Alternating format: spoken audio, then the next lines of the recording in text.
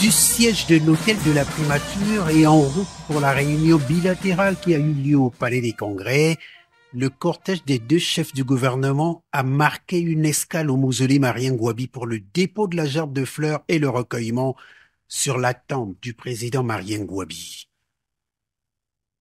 Moment émouvant, le Premier ministre cubain s'est incliné devant la glorieuse mémoire de l'illustre disparu qui fut un grand ami du président Fidel Castro.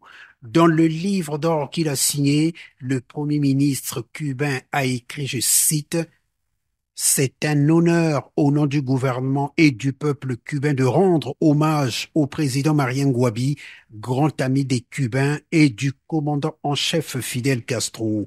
Il a été le promoteur des relations de coopération entre nos deux pays. » Fin de citation.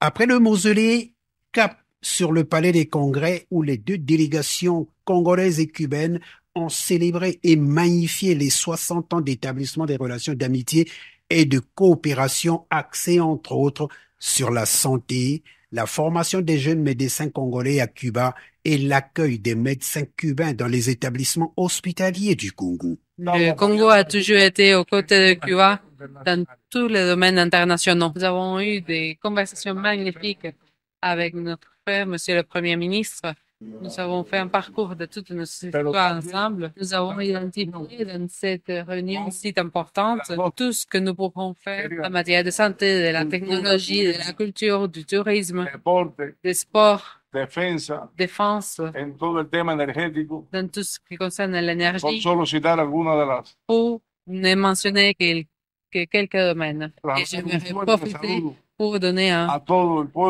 plus forte accolade à tout le peuple congolais et dire qu'à Cuba, on vous aime beaucoup. Vous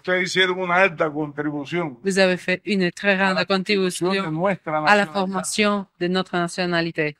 Cette visite historique, la première du genre d'un haut dirigeant cubain, témoigne de l'étroite relation de coopération entre les deux pays. Cuba et le Congo, c'est deux pays, deux peuples, mais un destin commun, une histoire commune, une mémoire et un avenir partagé.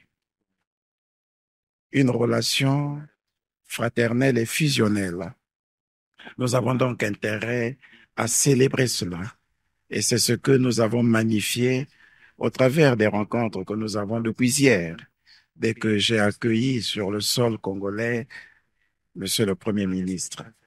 Nous avons célébré et magnifié la relation étroite qu'entretiennent nos deux chefs d'État, Son Excellence Monsieur Denis Sassou Nguesso et Son Excellence Monsieur Miguel Diaz-Canel, les deux présidents du Congo et de Cuba, mais aussi les relations qu'ont entretenues les chefs d'État de notre pays. Vous l'avez vu venir s'incliner devant la glorieuse mémoire du commandant Marien Ngouabi, grand ami de Fidel Castro. Ce qui veut dire que les relations entre les deux pays remontent de bien longtemps. Et c'est tout cela que nous avons célébré encore aujourd'hui lors de nos rencontres.